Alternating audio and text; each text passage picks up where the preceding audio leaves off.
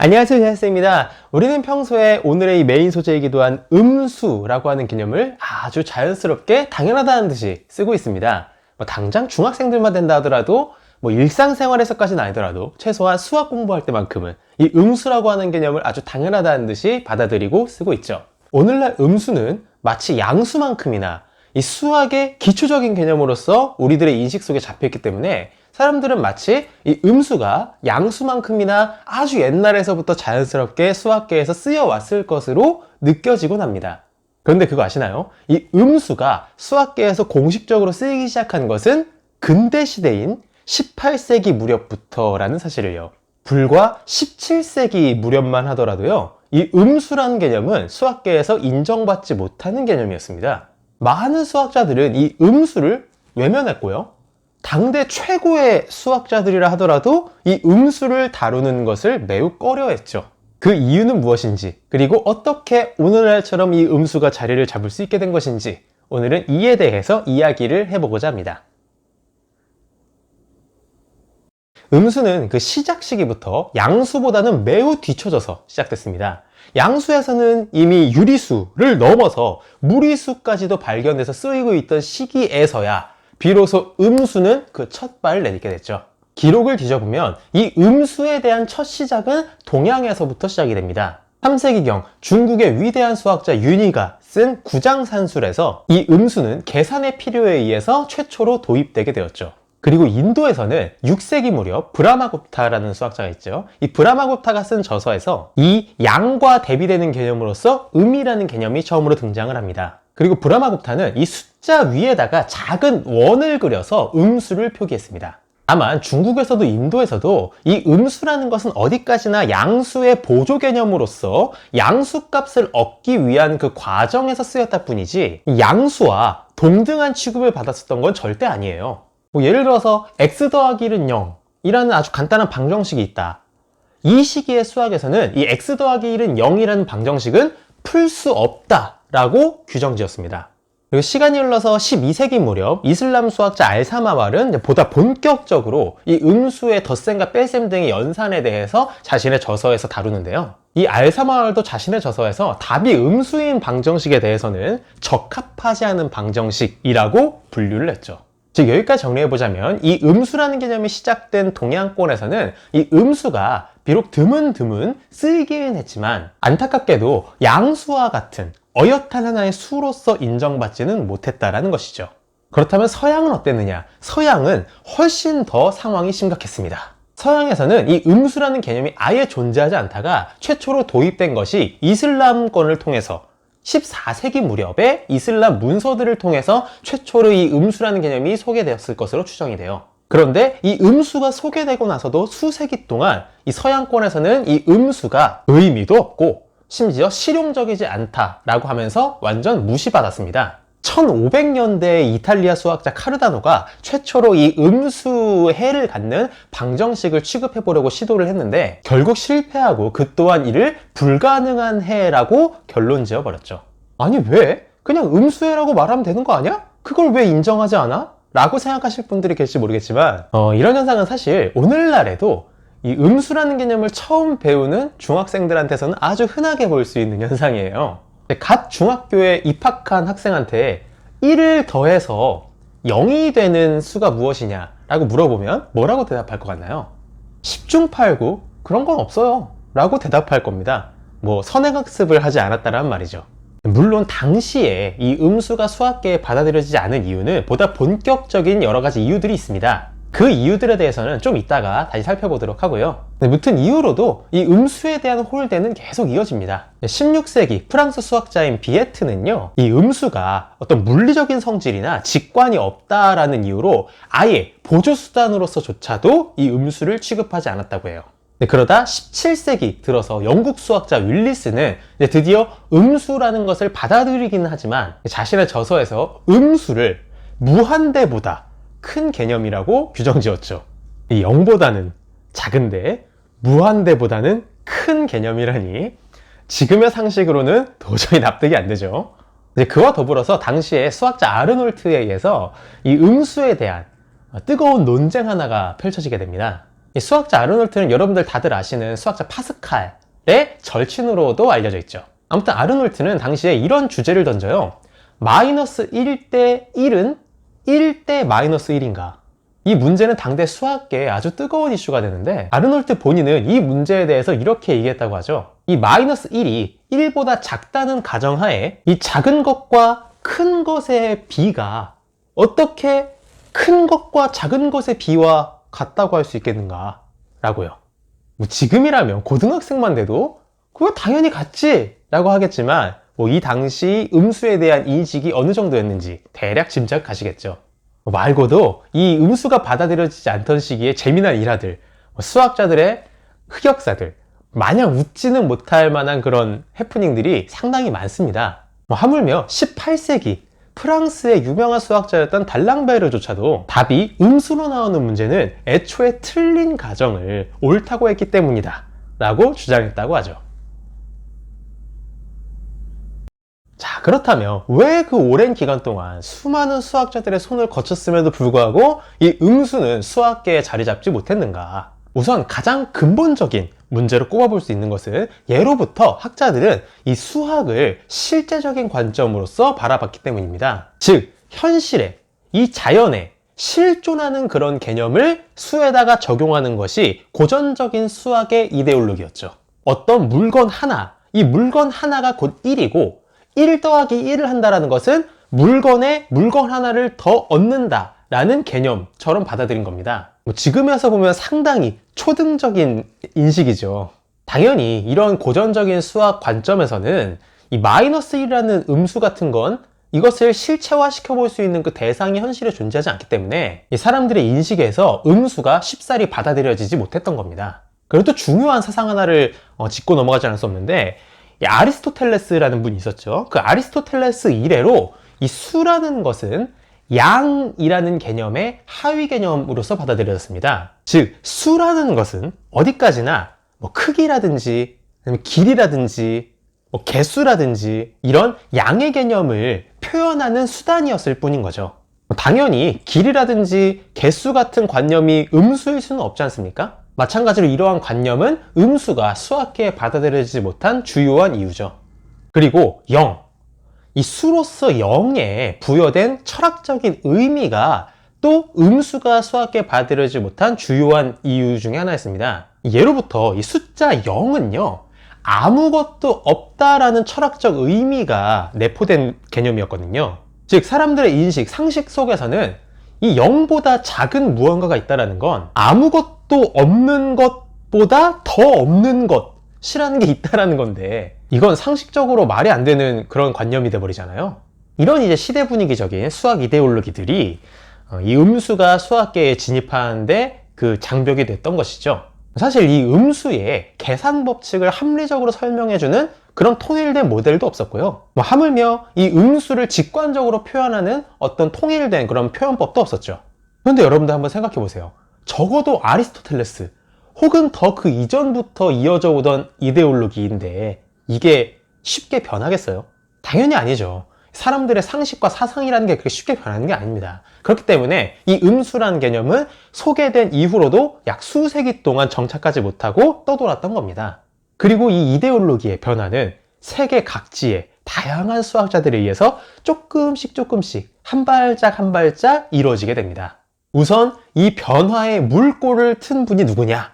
라고 하면 바로 그 유명한 레오나르트 오일러이십니다. 당대 수학자들, 당대 수학계가 이 음수를 받아들이지 않았던 가장 큰 문제, 이 수학이란 실제하고 구체화할 수 있는 것을 대상으로 하기 때문에 실체화를 할 수 없는 음수라는 개념은 받아들일 수 없다라고 하는 이 문제를 오일러께서는 자신의 저서 Complete Introduction to Analysis에서 그 유명한 빚과 이익 모델을 제시하면서 돌파하죠. 이 빚과 이익 모델이란 양수를 이익으로, 음수를 빚으로 비유하는 그 비유법을 말하는데요. 음수를 더한다? 라는 것은 곧 빚이 늘어난다 라는 의미이고, 음수를 뺀다? 라는 것은 곧 빚이 사라진다 라는 의미로 해석을 한 것입니다. 이 직관적으로도 상당히 와닿는 그런 의미 부여를 한 것이죠. 가령 실제로 당대 최고의 수학자들도 매우 혼란스러워했던 마이너스의 마이너스 A 같은 것은 어떻게 해석하느냐, 우선 괄호 안에 마이너스 a라는 것은 a만큼의 빚을 의미합니다. 그리고 이를 뺀다 라는 것은 곧 이 빚이 줄어든다 라는 의미죠. 이 빚이 줄어든다 라는 것은 곧 빚을 그만큼 갚았다 라는 얘기인 거고, 이 돈을 받은 사람 입장에서는 그만큼 이익이 생겨났다 라는 의미로도 해석이 되죠. 즉, 그 사람 입장에서는 a만큼이 플러스가 됐다라는 겁니다. 따라서 오일러는 마이너스의 마이너스 a는 곧 플러스 a와 의미적으로 같다라는 결론을 유도해낸 것입니다. 실제로 오일러가 제시한 이 빛과 이 모델은 사람들의 인식에 음수라는 개념을 실존하는 개념으로서 인식시켰을 뿐만 아니라 음의 기호로서의 마이너스, 그리고 뺄셈 기호로서의 마이너스, 이 둘의 혼용으로부터 찾아오는 그 혼란을 획기적으로 없애는 역할을 했습니다. 다만 이 빚과 이익에 대한 비유법을 오일러가 직접 창안한 것은 아니고요. 사실 동양에서는 고대 중국에서부터 아주 흔하게 쓰여지던 음수에 대한 비유법이었습니다. 그런데 오일러께서 자신의 저서에 이를 싣고 공표함으로써 서양권 수학자들도 이를 알게 된 것이죠. 하지만 오일러 덕분에 수학계에서 이 음수를 어엿한 수로서 받아들이게는 됐지만 오늘날처럼 양수에 대비되는 개념으로서 받아들인 건 아닙니다. 처음에 언급드렸다시피 사람들의 인식 속에서는 여전히 수라는 것은 양이라는 개념의 하위 개념일 뿐이었거든요. 그래서 사람들은 어떻게 이 음수를 받아들였느냐, 양수는 양수대로, 음수는 음수대로 독자적인 양의 개념이라고 받아들인 겁니다. 그러니까 양수는 양수 나름대로 양의 양, 그리고 음수는 음수 나름대로 음의 양의 개념으로서 독립적인 양의 개념으로 인식을 한 겁니다. 이 수가 양의 하위 개념이라는 그 인식에 금이 가기 시작한 것은 18세기 영국 수학자 맥클로린에 의해서부터입니다. 이 맥클로린은 일생 동안 수학계에 수학적 대상이 실제로 존재할 필요는 없으며 그 실제성과는 무관하게 관계가 분명하게 인식되고 연역되는 것이 바로 수학의 본질이라고 설파하죠. 이른바 수학의 형식적인 본성을 주장한 것입니다. 그리고 이러한 관점을 보다 진일보시킨 사람은 19세기에 잉글랜드 수학자 조지 피콕, 그리고 동시대 수학자 한켈을 꼽을 수 있습니다. 특히 한켈은 그의 논문 복소수 체계에 대한 이론에서 수의 개념을 이른바 양과는 관련이 없는 순수한 형식적인 존재라고 못 박았죠. 그 이후로 수학자들은 이 수체계의 실제적인 예를 더 이상 자연에서 찾지 않게 되었습니다. 그리고 새로운 수체계란 발견되는 것이 아니라 발명되는 것이라고 인식하게 되었죠. 수는 그저 형식적인 관계를 표현하는 기호에 지나지 않게 된 겁니다. 바로 이러한 관점은 현대의 수학으로도 이어지게 되죠. 다시 시대를 거슬러 올라가서 0이라는 개념이 아무것도 없다라는 그 철학적인 관점을 탈피하게 된 그 계기는 의외로 엉뚱한 곳에서 찾을 수 있는데, 바로 프로이센의 물리학자 파레나이트가 자신이 만든 온도계에 0 아래에다가 음수로서 그 눈금을 표시한 때부터라고 볼 수 있습니다. 실제로 파레나이트가 만든 이 온도계가 상용화가 되면서 사람들은 자연스럽게 음수를 0 아래의 숫자라고 인식하게 되죠. 철학적으로 절대적인 그런 개념이 아니라 그저 하나의 기준점으로서 0에 대한 인식이 변화하게 된 겁니다. 그래서 참 100마디 말보다 눈으로 한번 보는 게 낫다라는 말이 있죠. 추가적으로 이 음수의 계산 법칙을 체계화한 대표적인 수학자로는 피에르 드 페르마, 그리고 이 음수를 기하적으로 표현하는 방법을 정립한 대표적인 수학자로는 이 페르마의 영원한 라이벌이었던 르네 데카르트를 꼽을 수 있습니다. 여기까지 원활한 설명을 위해서 좀 시대도 왔다 갔다 하면서 상당히 많은 이야기를 드렸는데, 요약해보자면 이렇게 요약해볼 수 있겠습니다. 세계 각지의 다양한 수학자들이 수백 년 동안 조금씩 변화의 물결을 일으켜왔고, 그로써 전통적으로 이어져 내려오던 이데올로기가 완전히 깨어지고 나서야 비로소 수학자들, 이 수학계는 음수를 어엿한 하나의 수로서 받아들이게 됐다라는 것이죠. 어느 한순간, 어느 한두 사람의 수학자에 의해서 뚝딱하고 이 음수가 수학계에 받아들여지게 된 게 아니라는 겁니다. 자, 전파트에서 말씀드린 대로 수를 자연에서 찾는 그런 실제적인 관점을 탈피하고 그저 형식적인 관계를 정의하는 부호로서 바라보는 그런 관점이 정착됨에 따라서 수학자들은 자연스럽게 더 이상 음수의 존재성 같은 것에 대한 의문은 품지 않게 됐습니다. 그저 합리적으로 약속한 또 하나의 수이자 기호체계일 뿐, 그 이상의 무언가가 필요하지 않게 된 것이죠.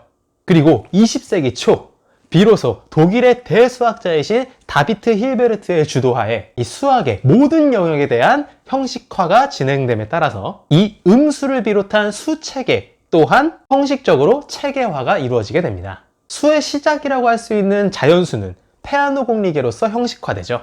그리고 음수를 포함한 정수체계는 이 페아노 공리계로서 형식화된 자연수 체계를 확장시킴으로써 그 정의가 완성됩니다. 이에 대한 내용을 다뤄드린 것이 바로 제가 지난번에 올린 요 영상입니다. 힐베르트는 왜 수학계 전반에 걸쳐 그런 형식화를 주도했느냐? 그 계기는 사실 제가 오늘 말씀드린 음수가 수학계에 받아들여진 계기만큼이나 상당히 다양합니다.